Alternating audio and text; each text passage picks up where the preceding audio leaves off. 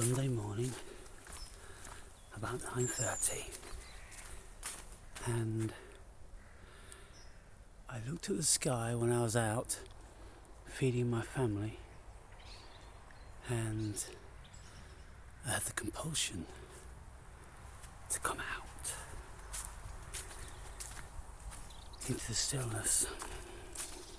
And you know, when we have a Sunday morning,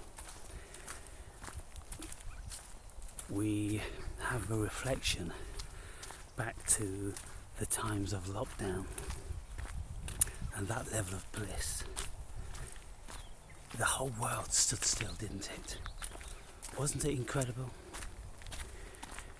And so we can look at what we consider to be evil, and we may think that the globalists have an evil agenda, and doubtless they do to an extent, but some of the things I can't help thinking are going to be very beneficial to man, very beneficial to man's health, very beneficial to man's psyche, because we should all be aware of the great detriment which living in a city or a very busy town has upon our health.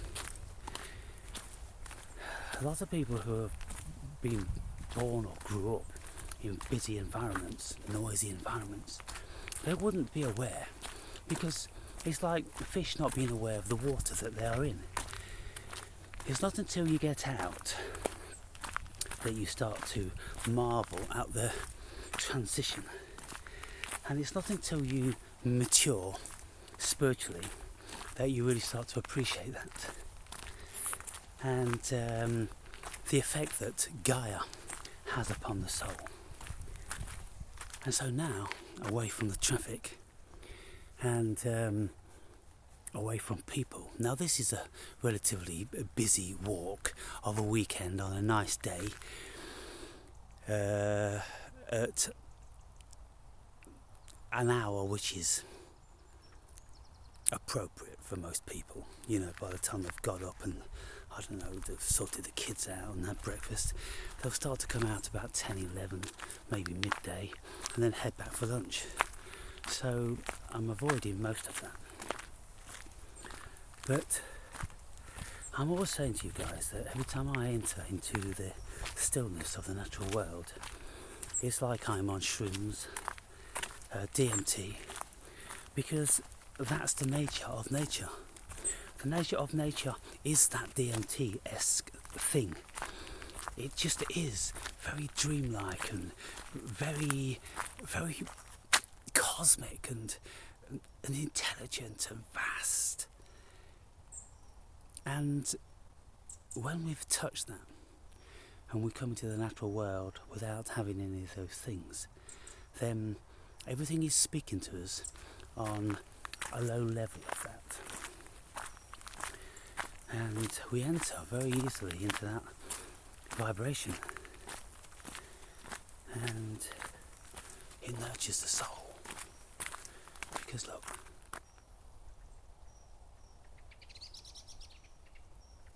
just the birds.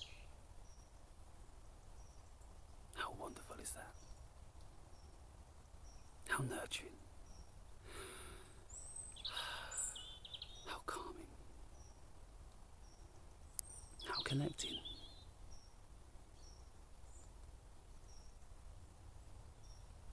And when the sun is warm on our faces, unobscured by the clouds. At this moment in time there's not a cloud in the sky, but that's going to change mid-afternoon, and we're expecting rain. And so we need to make hay while the sun shines, people, in life. And you see, when I take DMT with closed eyes, then as soon as my consciousness comes back online, my eyes just bolt open, and I'm like, I've got to look at the world. What's the world doing? Let me look at the sun, let me look at the sky, let me look at the clouds, let me look at the trees, let me look at everything, let me look at the ocean, let me look at the beach. I've just got to see it. In here, relatively, there's nothing happening. Now, I was speaking in the comments the other day, because people say to me, well, with all the amount of trips that you have done, you've obviously been doing it wrong, or you've not been taking enough, because you would have seen these machine elves or gnomes or something like that. But then I said to him, well, you're forgetting that I'm a phantasiac. That means under normal circumstances, when I close my eyes and think about things, I don't see any images. Nothing at all, not even the slightest. My mind works in Platonic ideas. I think about the idea of something. And that, I think, is a much better attribute to have, because what it does is it enables you to think so expansively about every single conceivable thing you've seen which relates to that, and every conceivable thing that you can imagine that relates to that. Whereas people, when they are not a phantasiac, when they can see vivid visions in their mind's eye, if you ask them to envision a chair, they go, oh yeah, I see a chair. And I say, well, what sort of chair? Oh, it's a pine chair, it's this, it's that, it's this and the other. And I'm like, well, that's very limiting. It's exceedingly limiting, because what your mind has done, it has displayed for you 1 in a trillion potentials of a chair. My mind doesn't do that. My mind thinks of thousands of potentials. And so I can build whatever chair I want with my mind, rather than being restricted to seeing one. Oh, that's a chair. No, I don't want that. I don't want those impositions. I want potential. That's what I want. And so that's why I have the mind of a philosopher, because I only see potential. I don't see constraints of anything. And so doing closed-eye DMT, I do see all different sorts of wacky, crazy geometry and that sort of thing. But my mind finds it vastly overwhelming, because the mind cannot relate anything to it, because it is unearthly, it is unworldly. And that's why language fails us when we try to explain our experiences on DMT. And so I feel and consider it pointless. But when I look at the world on DMT, when everything is absolutely magical, like the movie Avatar, like you're in Alice in Wonderland, you see things and you compute things, and it's kind of like, wow, that's amazing, this is superb, and it's so enthralling, it's so magical, and it really is like you are Dorothy in, Through the Looking Glass or something. So I'm coming now to a pond. Let's have a look at this pond, shall we?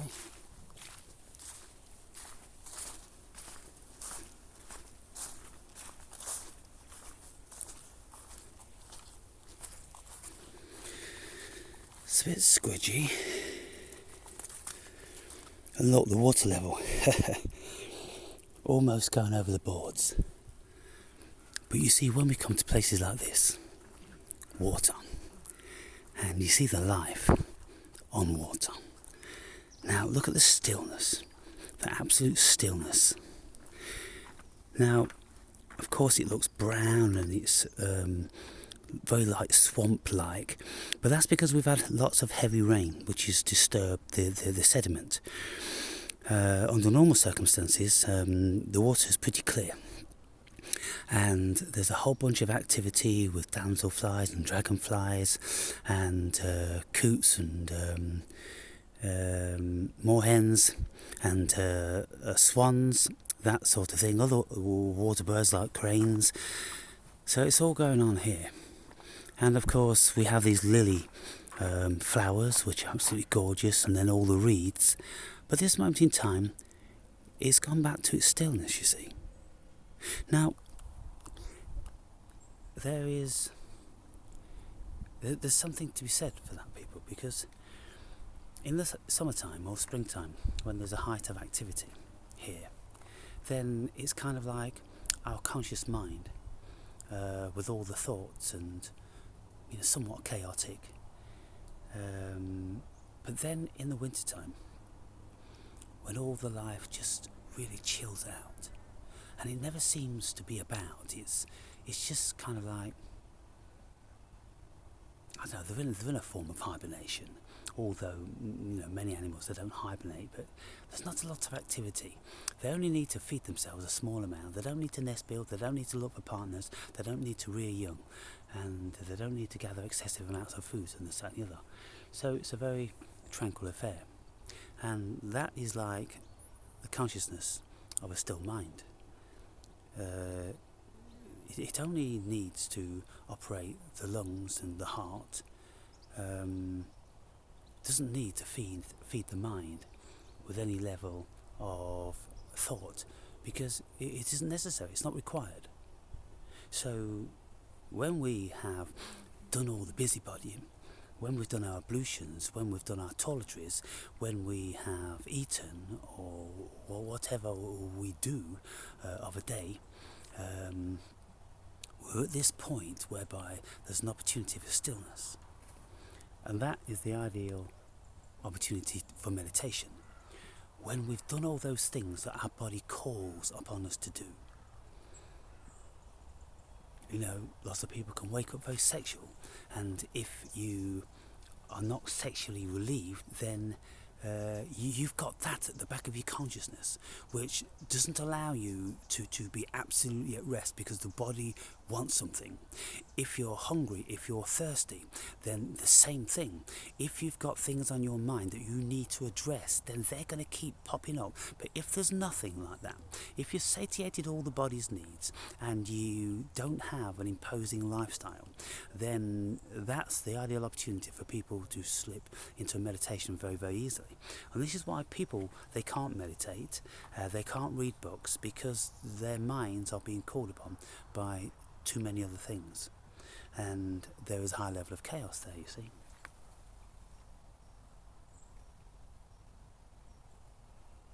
Wow.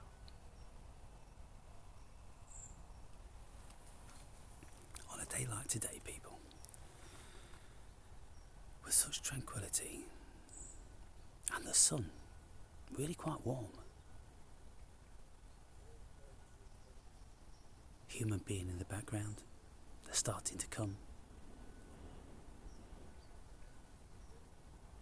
But when we were in lockdown, I was never in lockdown.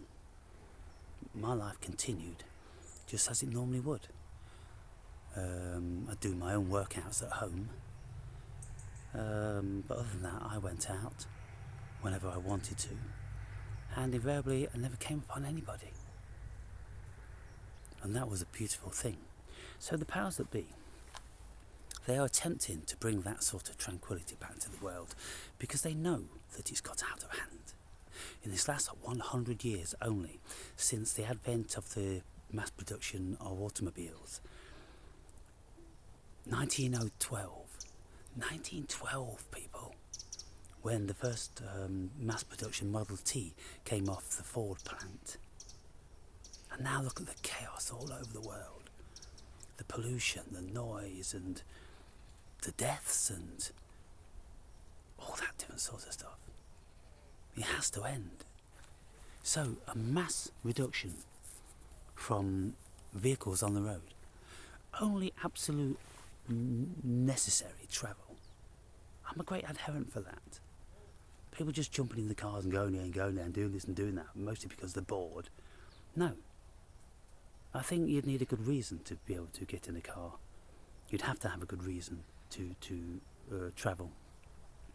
But, of course, they will need to implement public transport, and it would need to be very efficient.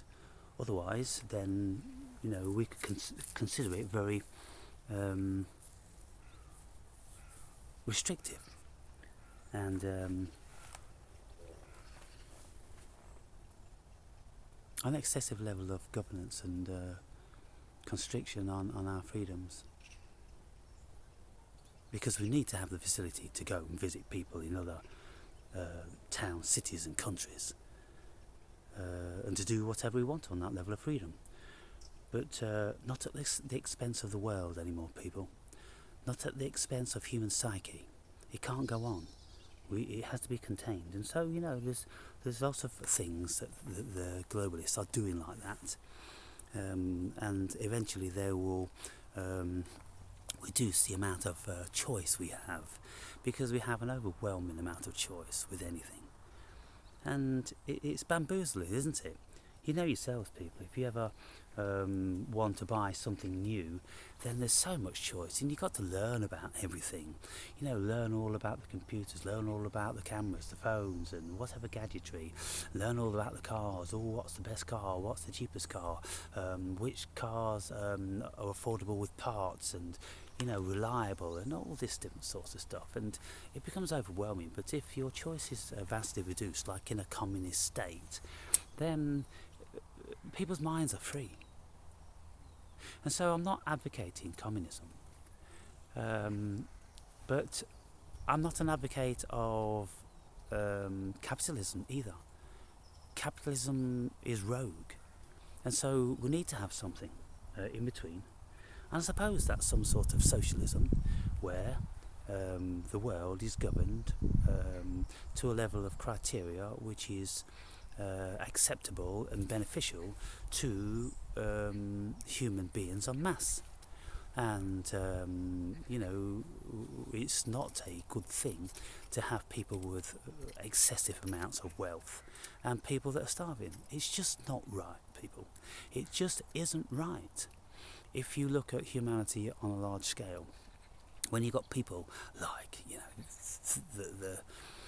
the theme of the day, Jordan Peterson, all of his shirts, ties and suits made out of pure silk and handmade and all this sort of stuff, is grossly obscene.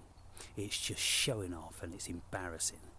I think he would be vastly respected in lots of areas if he just went round in the same old suit and said, look, all the money I'm gathering up from doing all these talks and everything like that, they're going into these charities. But no, there's nothing ever been mentioned about any charities. His houses get bigger and bigger.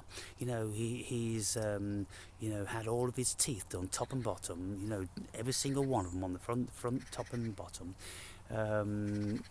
Then Lord knows what else he's on health-wise, to give him some sort of immortality.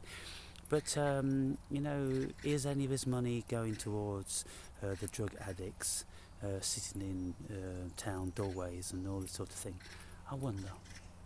So, I'm a bit of a socialist, really, and I don't like the idea of people living in mansions whilst you got people scratching for a meal, only a mile away or something. It just isn't. It just isn't correct, is it? From a humane perspective, from a global conscious perspective, it just isn't correct that a few people have a massive amount and millions have little or nothing. So, I'm going to continue on this walk because it's quite a walk. I suppose it might be at least a mile and a half. And when we've walked through the wooded areas, we're going to go up onto the promontory. And this promontory is the tailings of the quarry. The tailings are all the dust that isn't used, which comes out of a quarry. The stones are used, the gravel's used, the sand's used, but there's no sand that comes out of this quarry, it's granite. And so, wow, that dog's gone straight in there. 2 dogs. Wow. These guys are having a good time, oh my word.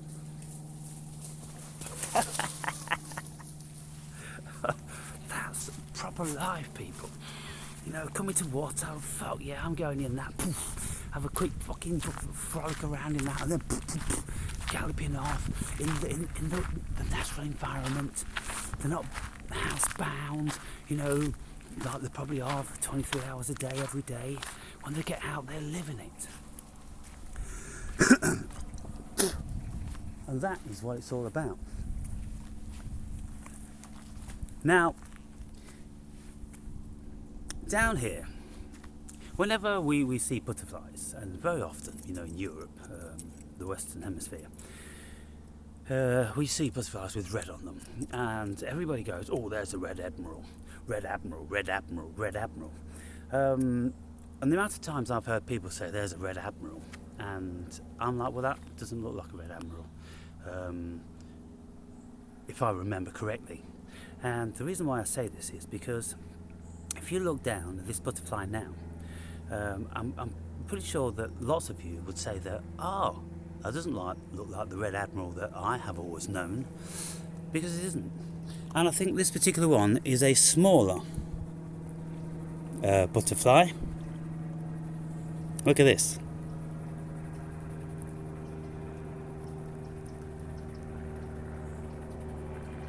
Yeah. And so, only if you are very familiar with nature. Now you see this one here. That one isn't a red admiral, but just because it's got a red on it, then I'm pretty sure that everyone will go red admiral, red admiral. And when in actual fact they're not. And so it just shows that how we can go through our lives thinking that we know something, when in actual fact we don't. So, people, I'm going to make another video with a different theme, and so I am going to finish up this video now and start a new one, so I can title it at least a little bit with the content, yeah?